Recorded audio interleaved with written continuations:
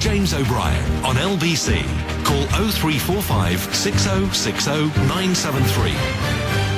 12:35 is the time. Shall we catch up with Theo Usherwood, LBC's political editor, about political developments that, even by the standards of the zeitgeist, have been rather extraordinary today? Let's start with the Digital Culture, Media and Sports Select Committee. Andy Wigmore and Arron Banks of Leave.EU, who ran one half, not the official half, of the campaign to leave the European referendum, have been in front of those MPs. They've spent the morning dismissing links with Cambridge Analytica, the company. We've seen the invoice, haven't we? Yes, right. But they've been dismissing the links. They've described them as a marketing agency. They told MPs that in actual fact their own people were much better at analysing the interests and data and hobbies and voting intentions of millions of Britons across the country.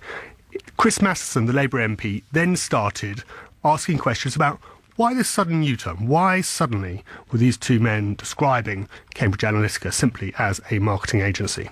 Cambridge Analytica did no work for us formally, and if they had, it would have been way before you had to report expenditure. I think that's what you were getting at before. We never employed Cambridge Analytica, they never gave us anything in kind.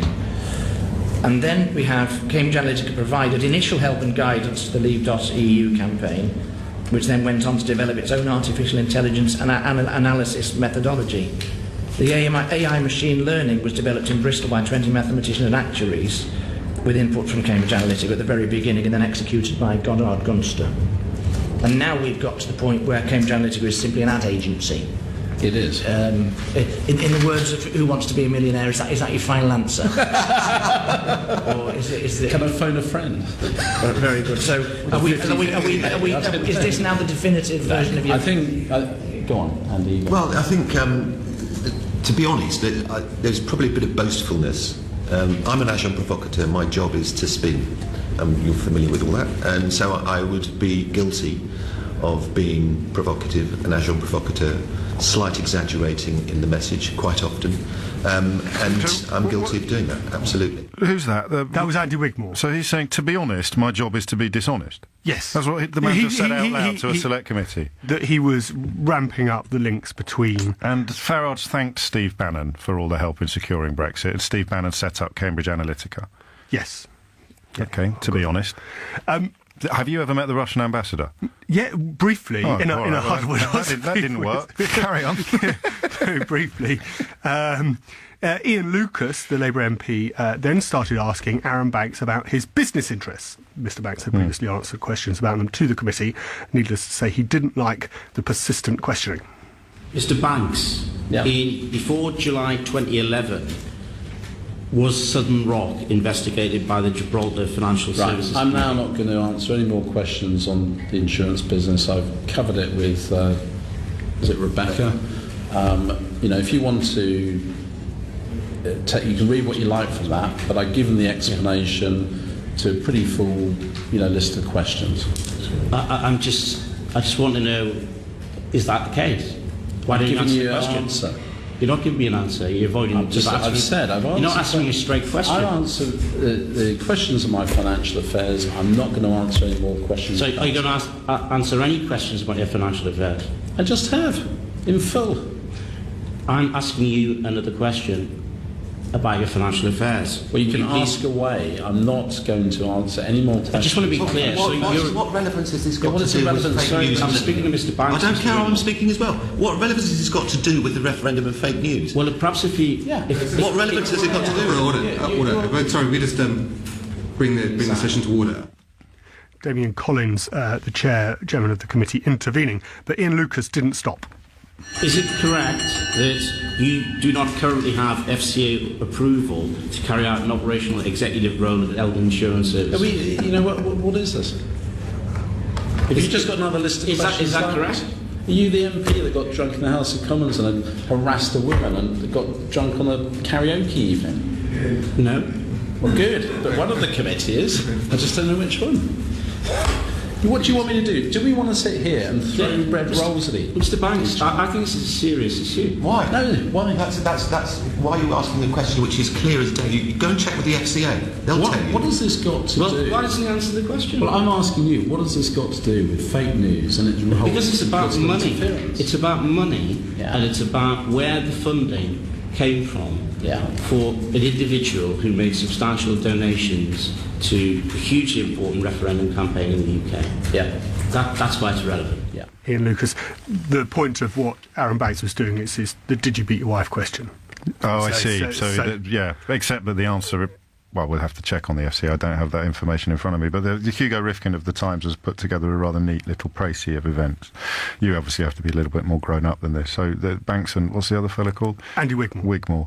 It's outrageous that we're accused of doing this. Fake news. And the MPs say, but you've said that you did it. It's on the record. Lots of times. Oh, yeah, but we lie about stuff to impress people. That's pretty much how things have shaken down.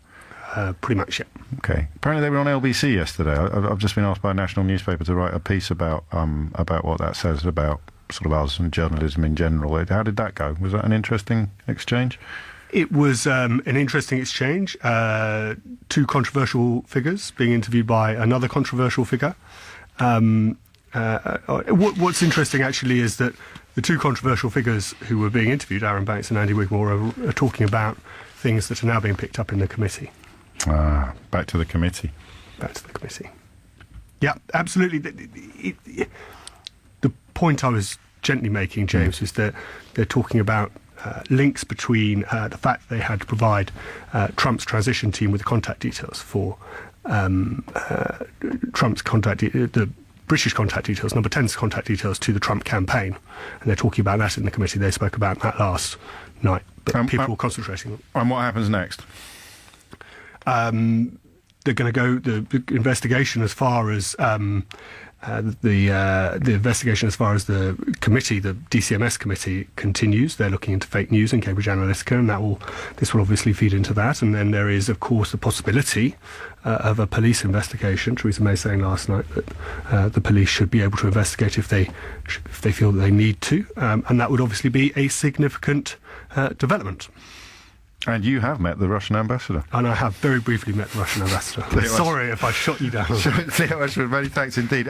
Do we need to have a quick explainer of the votes coming up this afternoon? No more resignations since Philip Lee resigned as a Justice Minister. What do we think is going to happen? What should we be looking out for? There will probably be a significant climb down from the government. It's difficult to see how there can't be, and that the thinking is that they will have to accept an amendment tabled by Dominic Grieve this morning, former Attorney General this morning, which is what Conservative Remainers are pressing for, which would in effect say that Parliament gets a say on the final deal or the way the government should proceed if by the middle of February next year it doesn't have an agreement in place to which they have signed up to.